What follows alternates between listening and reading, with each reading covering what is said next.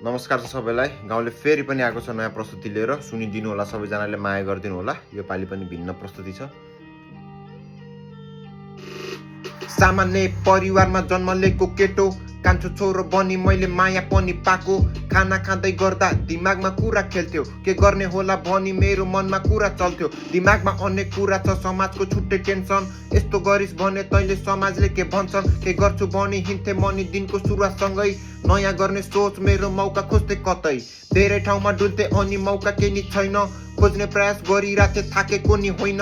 नयाँ गर्ने सोच भएको हजारौँ यहाँ भेटिए, वातावरण खोज्दा सरकारबाट नै लखेटिए। मेरो भाग्य यस्तो हो कि ज्योतिषलाई देखाएँ, हातेराउन कति ठाउँमा पैसा नि बगाएँ। यो वर्ष छ गाह्रो, अर्को साल अप्ठ्यारो, त्यति सकेपछि मैले पूजा पनि लाएँ। ज्योतिषले नि भनेको या 5 वर्ष भइसक्यो, भविष्य यहाँ खोज्दा खोज्दै आधा उमेर गइसक्यो। खोजिरहेको छु भविष्य यहाँ पाएको छैन अझै, हातेराको पैसाले बर ज्योतिष धनी भइसक्यो। वाक्क लाग्छ कहिले काहीँ त छाडेर सब हिन्दिम जस्तो, कहिले पनि नसकिने युवाहरूको पीडा कस्तो। आउँछ फेरि सम्झना, झलक त्यो परिवारको सम्हालिन्छ आफै अनि खोजी फेरि भविष्यको। एकान्तमा बसी सोच्दै किन यस्तो भएको, केही गर्छु भन्दा आफ्नो ठाउँमा गर्न केही नपाएको।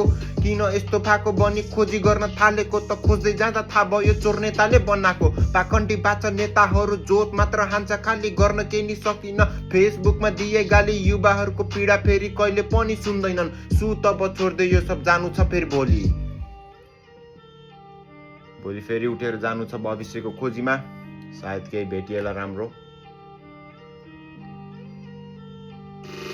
थाहा पाएँ मैले एक दिन जग्गा बिक्रीमा त्यहाँ छरे, 5 गट्टा पुरै जग्गा फेरि साइला दाइको हो रे। बेच्यो भने हल्का फुल्का कमिसन दिन्छ रे। आउन थाल्यो पैसा फेरि दलेतिर लाएँ, कमिसनको खेलमा पैसाको रस बस्यो। कमिसन धेरै खाने भनी गुरु ठुलो बन्यो, खोलाको जग्गा राम्रो भन्न बाटो नि बनाएँ। आफू नभए ठाउँमा मैले केटाहरूलाई लाएँ, नउठ्या पैसा उठाउने मैले जिम्मा पनि लिन थालेँ। जबरजस्ती पैसा नदे धम्की मैले दिन थालेँ, कतिलाई त मैले हतियार देखाएँ। अपराधिक दुनियाँमा खुट्टा मैले राखेँ, जबरजस्ती मैले अब हप्ता नि उठाउन थालेँ। पैसा धेरै हुन्छ भने सुपारी लिन थालेँ, दिन दहाडै बजारमा गोली मैले हान्थेँ। अपराधिक दुनियाँको राजा हुन थालेँ। आमाले भन्नुहुन्थ्यो बाबु यस्तो गर्न हुन्न, मेहनत गर्ने केटो यस्तो किन भएको भन्छ।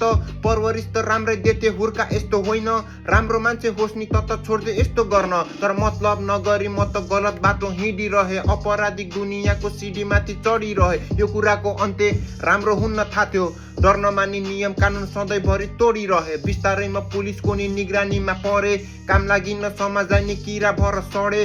माथिबाट नयाँ कुरा आछ भन्ने सुने, मेरो अब इन्काउन्टरको आदेश आएको छ रे। मेरो अब इन्काउन्टरको आदेश आएको छ रे।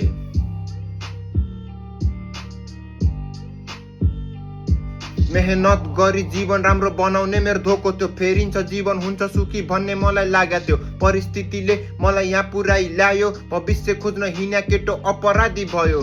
जानी नजानी हेर म त भए शिकार, देशमै गर्ने वातावरण मिलाइदिन सरकार। आतेको छ युवाहरू कसले लिने जिम्मा, गलत बाटो हिँड्छन् अनि हाल्छौ फेरि जेलमा।